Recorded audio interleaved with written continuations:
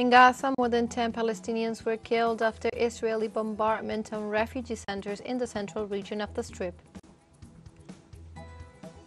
In Argentina, members of social organizations blocked a road in La Matanza, province of Buenos Aires, to reject the ultra-liberal measures of Javier Milei's government.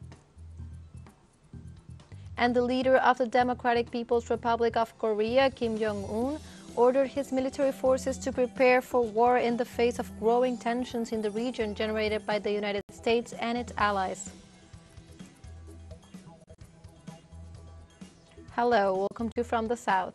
My name is Belén de los Santos, and from the TeleSUR studios in Havana, Cuba, we begin with the news.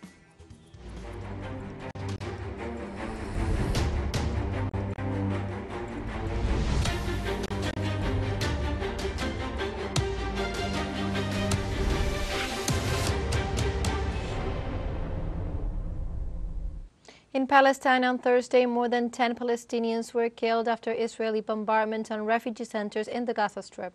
The epicenter of the attack took place in the city of Khan Yunis in the refugee camps of Al-Maghazi and Nuseirat. The Red Crescent also denounced that an air raid and Israeli artillery attack that wounded more than 12 citizens near the Al-Amal hospital. The Israeli army chief has confirmed the next phase of the war, moving further into Gaza with their main focus in Khan Yunis. For his part, the spokesperson for the Ministry of Health in Gaza, Asraf Al-Qudra, says the death toll in Gaza has risen to 21,320. The government of Palestine condemned Israeli plans to carry out incursions into the occupied West Bank and commit a genocide in the Gaza Strip. The Palestinian Foreign Ministry denounced the Israeli plans to complete the phases of a gradual annexation of the West Bank, which would alter any international efforts for a peace process and negotiation in the territory. The entity also accused the Israeli forces of perpetrating the separation between the two territories in order to kill any possibility of creating a Palestinian state. The ministry also warned that the Israeli government ignores the continuous international calls to evacuate all settlements in the occupied territory.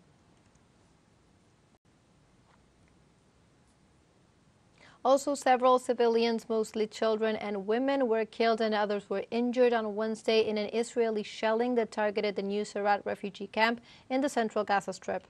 According to local sources, at least 7 civilians were killed and others were injured as a result of the occupation targeting a house in said camp, while others were injured in Israeli shelling of another house in Al-Suwaida area in the Central Strip.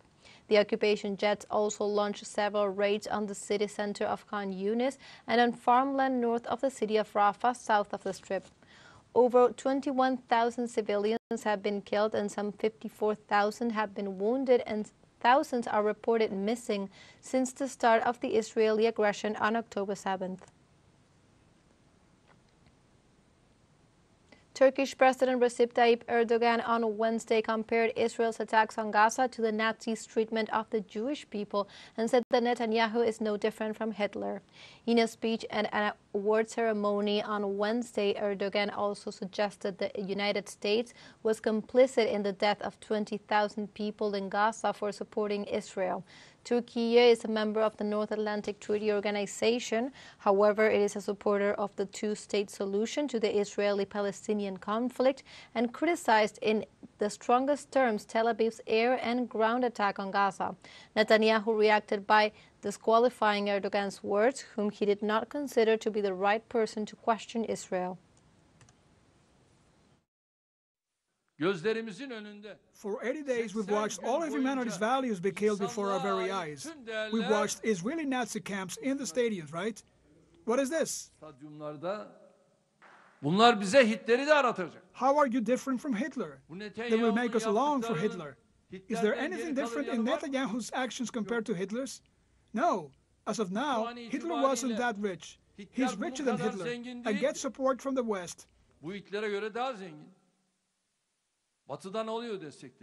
All kinds of support is coming from the U.S., and with all this support, what did they do to more than 20,000 Gazans? They killed them. And Egypt's President Abdel Fattah el-Sisi on Wednesday held talks with Jordan's King Abdullah II in Cairo. According to the official statement, the two sides reiterated their total rejection of all attempts to liquidate Palestinians and forcibly displace Palestinians in the West Bank and the Gaza Strip. King Abdullah and el-Sisi stressed the need for the whole world to push for an immediate ceasefire in the Gaza Strip and the provision of sufficient and sustained humanitarian aid to alleviate the tragic situation and the suffering of all people in Gaza. The two leaders agreed to maintain close coordination between their countries and called for the establishment of a political horizon to achieve a just and comprehensive peace based on the two-state solution and the establishment of an independent Palestinian state with East Jerusalem as its capital. And the supreme leader of Iran, Ayatollah Ali Khamenei, led the funeral prayers of General Razi Mousavi on Thursday in the presence of thousands of Iranians. The high-ranking officer of the Revolutionary Guard was killed on Monday in a bombing attributed to the Israeli army against Damascus, the Syrian capital. During the speech, Ayatollah Ali Khamenei ratified Mousavi as a martyr of the nation. For his part, the commander of the Revolutionary Guard, Hossein Salami, made reference to the hard conditions Mousavi faced during his mission in Syria and highlighted his high formation and recognized trajectory. The Iranian government, in a previous speech, assured that the response to the crime would be a combination of direct action and others carried out by the resistant fronts.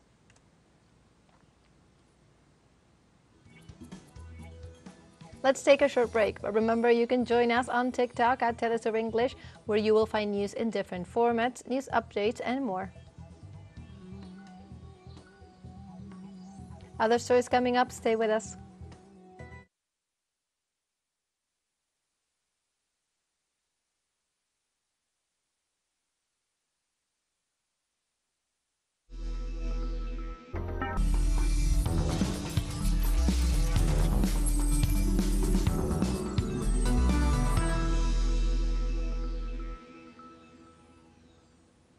Welcome back. In Argentina, members of social organizations on Thursday blocked a main road in La Matanza, province of Buenos Aires, to reject the ultra-liberal measures of Javier Milei's government. From around 10 a.m. local time, members of the Land, Housing and Habitat Federation, along with other social movements, workers and retirees organizations, took to the streets of Isidro Casanova. The demonstrators denounced the negative implications of the emergency mega decree signed by the president and demanded respect for the rights of the people, especially those of the most vulnerable.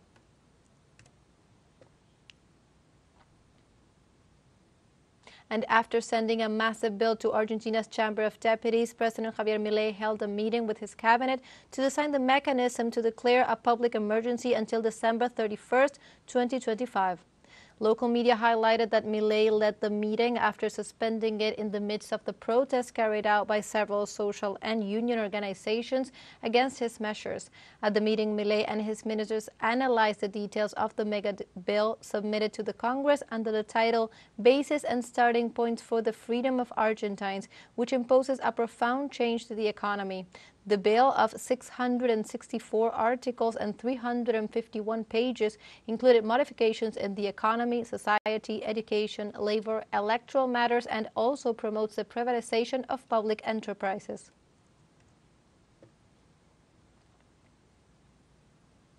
Mexican President Andrés Manuel López Obrador described the meeting with a high-level U.S. delegation headed by Secretary of State Antony Blinken as a very good one at his press conference on Thursday. López Obrador described that they talked about the economy issue and the situations at the border. Mexican President highlighted that Mexico is already the main commercial partner of the United States in the world and that they were closely following the situation in the border so that the spaces are not closed and that an agreement was reached to open the passages and bridges to normalize the situation. AMLO also explained that they addressed the causes of migration, the support of the countries from where people forcefully leave their town, for example, in search of work. He added that the immigration is a political issue due to the election season in the United States and that instead of slowing it down, what this does is to encourage migration.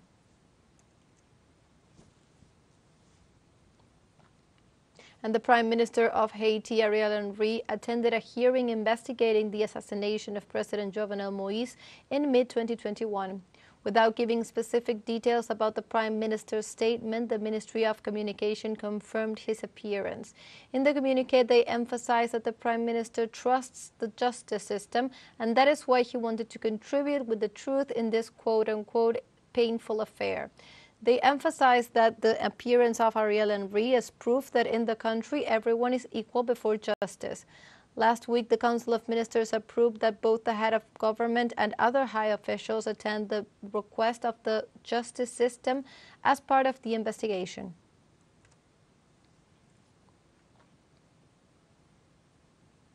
And in Bolivia, all state universities have joined forces to carry out a national census, which will be taking place next year. Let's see the details in the following story.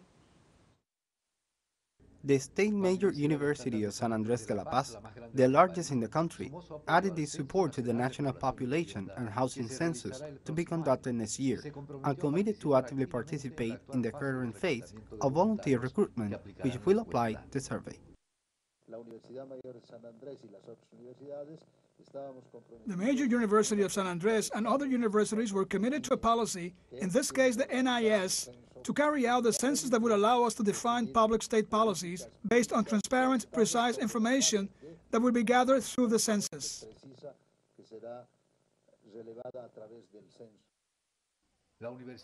The major University of San Andrés de la Paz has the largest number of students, with more than 90,000. Part of the volunteers who will carry out the survey will come from this university. The universities are important for their participation in this event. The National Statistics Institute does the census, but it does it with the whole population and with the students who are the ones called to be able to do an investigation that will allow them to find the families and know how we are.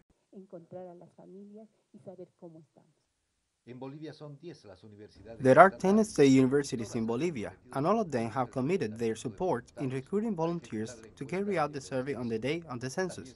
Agreements have also been signed with private universities and other institutions that call on their students to actively participate in the census.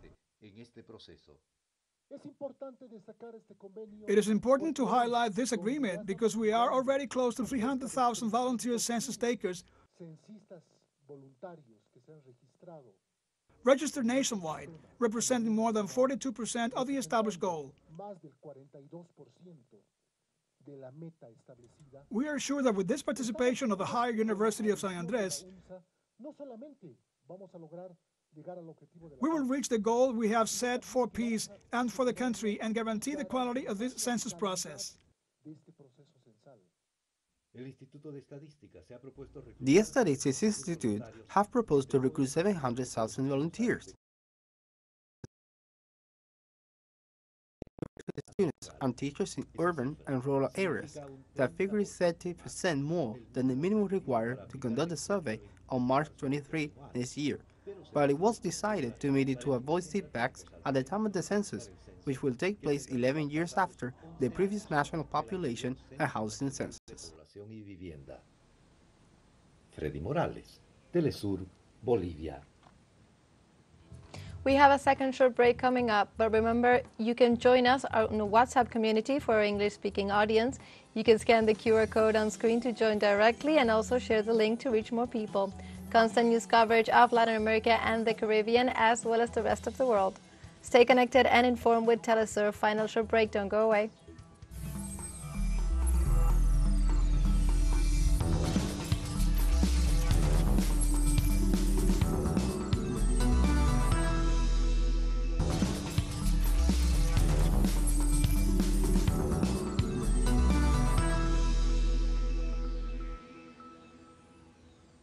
Welcome back.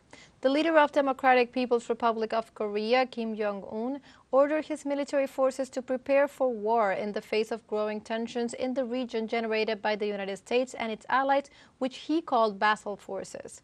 He made the announcement at the second-day session of the 9th plenum of the 8th Central Committee of Workers' Party in Korea. In the framework of the event, Jong Un, who is also the Secretary General of the organization, set the directions for the year 2024. In addition to setting tasks in all sectors, he instructed the People's Army and the ammunition, nuclear, and defense industries to further accelerate preparations for war. China's Defense Ministry spokesman Wu Qiang told reporters at a monthly briefing on Thursday that the country's armed forces reject U.S. interference in their internal affairs. Likewise, he said that the development of military ties between the U.S. and the island of Taiwan undermine peace in the region. The Taiwan issue is purely China's internal affair and does not meet foreign interference. We firmly oppose any form of official exchanges and military contacts between Taiwan and any country. The United States is manipulating the Taiwan issue by various means. This is a very dangerous gamble. We call on the United States to fully recognize the serious damage of China-related provisions of law, stop arming Taiwan under any name and by any means, stop its provocative acts of using Taiwan to control China, and take practical measures to safeguard regional peace and stability.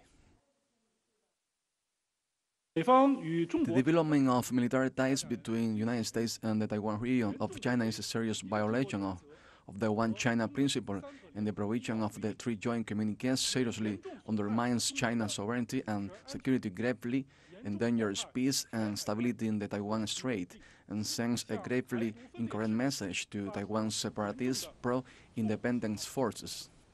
The Russian Foreign Minister Sergei Lavrov reported the failure of the strategies implemented by the West in their attempts to weaken the country. The head of the Russian diplomacy pointed out that the country has become significantly stronger in 2023 and dismember its territory. Lavrov also pointed out that the objectives of the special operation in Ukraine would be achieved and warned that the United States would come to its senses only after a serious internal commotion. In this sense, the Russian foreign minister also emphasized that the country had won several victories diplomatically and on various fronts of the special military operation.